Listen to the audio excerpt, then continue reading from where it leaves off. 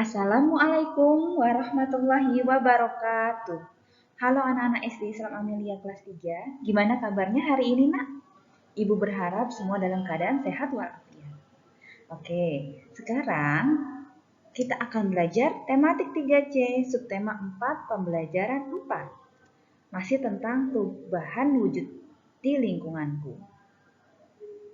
Sebelum kita belajar, kita baca basmalah bersama-sama ya. Bismillahirrahmanirrahim. Yuk, disiapkan bukunya, tematik 3C, halaman 107. Di halaman 107 ini ada puisi tentang rintik hujan di pagi hari. Karya NN. Hujan, rintikmu menimbulkan riak yang indah di pagi hari. Rintikmu menyuarakan gemercik yang menerangkan di pagi hari. Rintikmu menjadi sebab kesuburan tanaman. Rintikmu sebagai pertanda kebesaran Sang Penciptamu. Nah, seperti itu ya membaca puisi. Nah, di sini ada 4 bait puisi. Anak-anak bisa baca sendiri ya.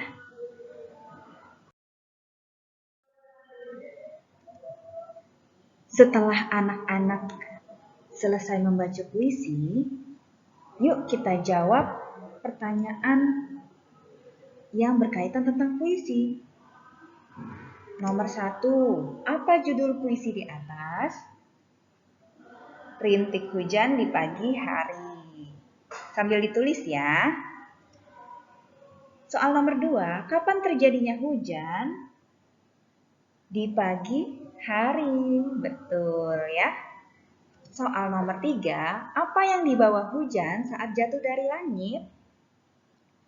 Yaitu adalah membawa ketentraman dalam hati. Soal nomor 4, tuliskan hikmah dari puisi di atas. Apa hikmahnya? Hujan membuat kita atau mengajak kita kepada kesyukuran, ya. Dan yang terakhir, pertanyaannya adalah, mengapa penulis puisi mengajak kita untuk selalu bersyukur dengan turunnya hujan? Karena hujan mengajak kita sebagai manusia pada ketaatan. Ya, ketaatan pada yang menciptakan hujan. Oke ya, jawaban dari pertanyaan halaman 146 dan 147.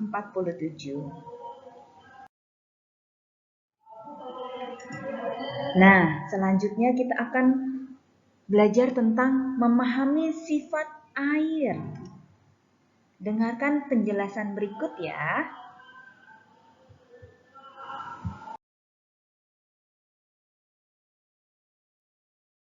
Berarti perputaran. Jadi, siklus air adalah proses perputaran air yang terjadi secara terus-menerus dari permukaan bumi ke atmosfer atau langit, lalu kembali lagi ke bumi.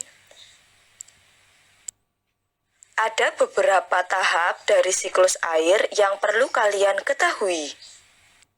Proses pertama pada siklus air adalah air laut menguap karena terkena sinar matahari. Nah, proses ini dinamakan dengan evaporasi. Uap air tadi membentuk titik-titik air yang membentuk awan. Nah, peristiwa ini dinamakan kondensasi. Uap air yang sudah terbentuk menjadi awan, lalu tertiup atau terbawa angin menuju daratan. Karena awan sudah keberatan menampung titik-titik air, terjadilah hujan atau hujan jatuh di atas daratan.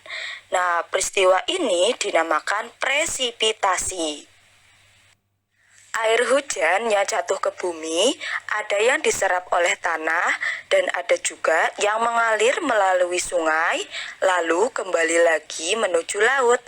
Nah, disitulah proses siklus air terjadi lagi, menguap karena sinar matahari, kemudian menjadi awan, lalu turun hujan dan kembali lagi ke laut.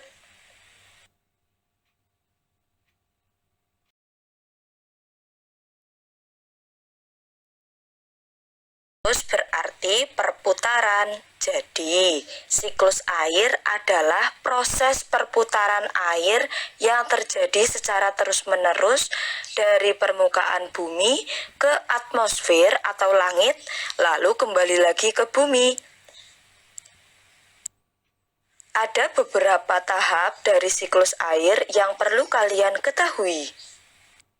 Proses pertama pada siklus air adalah air laut menguap karena terkena sinar matahari. Nah, proses ini dinamakan dengan evaporasi. Uap air tadi membentuk titik-titik air yang membentuk awan. Nah, peristiwa ini dinamakan kondensasi. Uap air yang sudah terbentuk menjadi awan, lalu tertiup atau terbawa angin menuju daratan. Karena awan sudah keberatan menampung titik-titik air, terjadilah hujan atau hujan jatuh di atas daratan. Nah, peristiwa ini dinamakan presipitasi. Air hujan yang jatuh ke bumi ada yang diserap oleh tanah dan ada juga yang mengalir melalui sungai lalu kembali lagi menuju laut. Nah, disitulah proses siklus air terjadi lagi, menguap karena sinar matahari, kemudian menjadi awan, lalu turun hujan dan kembali lagi ke laut.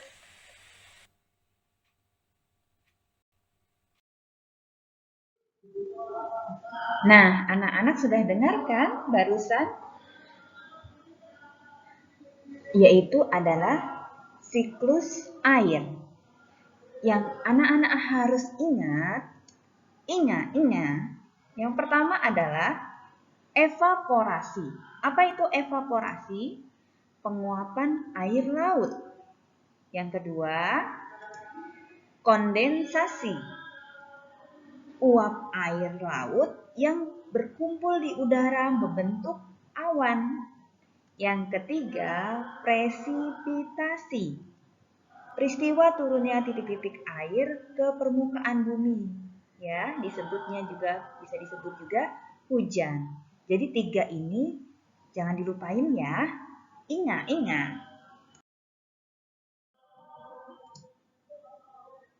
Ini ada pesan dari ibu guru.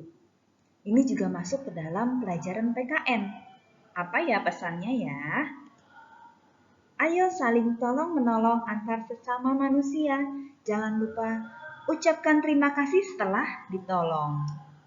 Karena saling menolong dapat mempererat hubungan pertemanan dan persaudaraan.